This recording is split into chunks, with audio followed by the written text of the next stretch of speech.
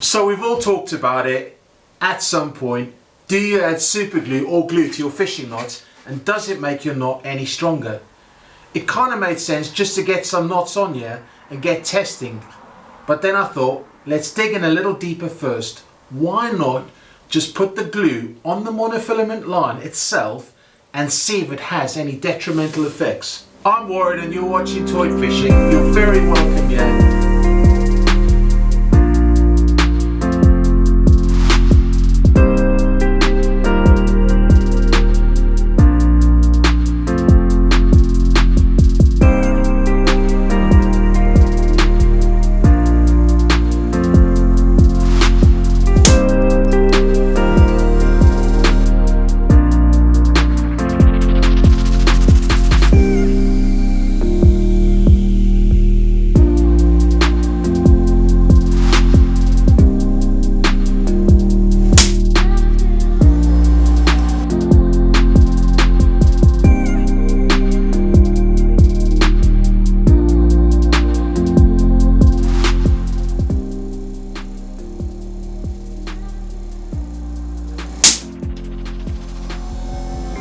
So I've had a bunch of my subscribers ask me, does this technique work adding these super glues to your fishing knot? Now personally I've never done this, so I thought why not look into the subject just a little bit deeper. So I bought these 3 super glues off the shelf. Loctite, well you've probably seen this stuff everywhere. Gorilla Glue with 10-second setting time, and this stuff, check it out, Loctite Power Gel. Love the marketing on this one, rubber infused formula. So I didn't spend too much time researching the stuff, but if you read the small print on all the packages, it says except on polyethylene, not recommended for polyethylene and polypropylene, and except on polyethylene and polypropylene. So the statements are slightly vague as to why not. Does that mean they don't stick, those substances, or does it mean they damage those substances as some glues eat into the surfaces of the substrate they're gluing? Now, look, I'm not a plastics or nylon expert, but I know all these manufacturers have their own polymer recipes for their fishing line, and I know some of them have polyethylene in them. Also, these glues do not work on non-porous surfaces like glass. On the other hand though, when you get super glue on your fingers, it sticks like anything. That's because of the pores in your skin, the texture of your skin, and the moisture content of your skin. Now, it does not say specifically on the packaging, but that's why I'm guessing they struggle to stick plastics, because there's barely any moisture and the surfaces are extremely smooth. So that's the science bit out the way. Let's see how this monofilament holds up when tensile tested with the drop of glue just on the line. Well, I put a bit more than a drop.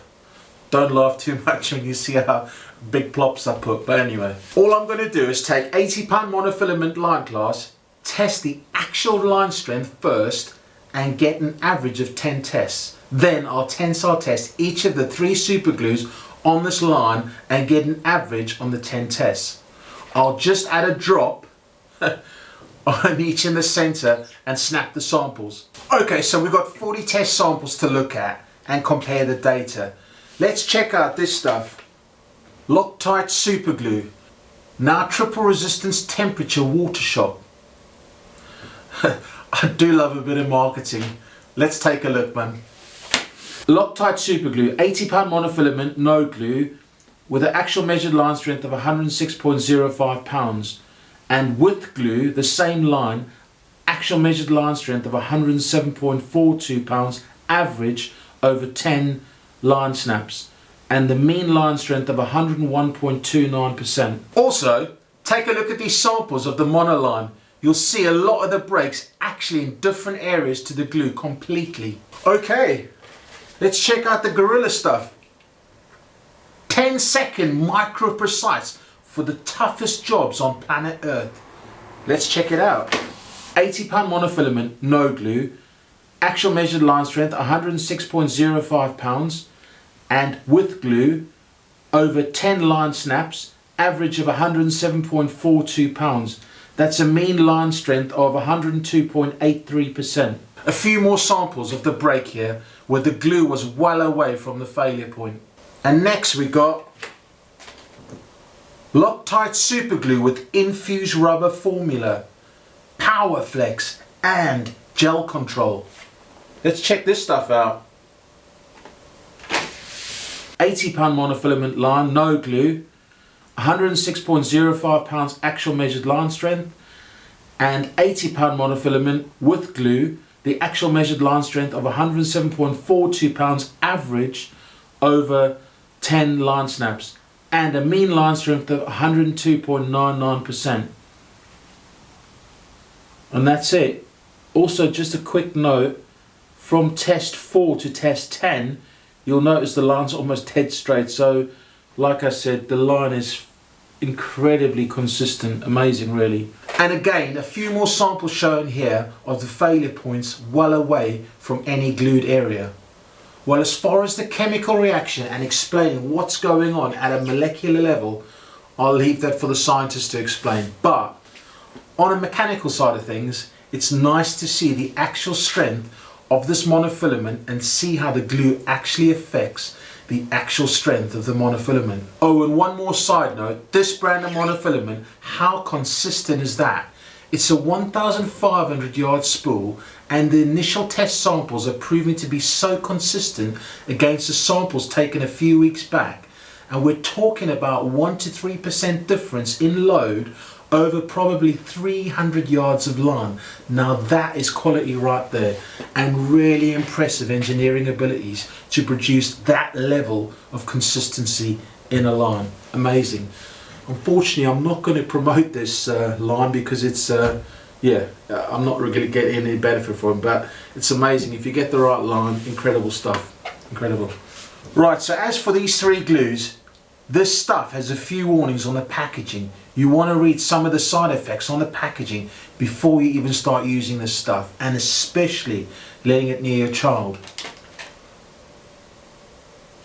Skin irritations, respiratory irritations, so on and so forth. You need to really follow all the manufacturer's guidelines with this stuff.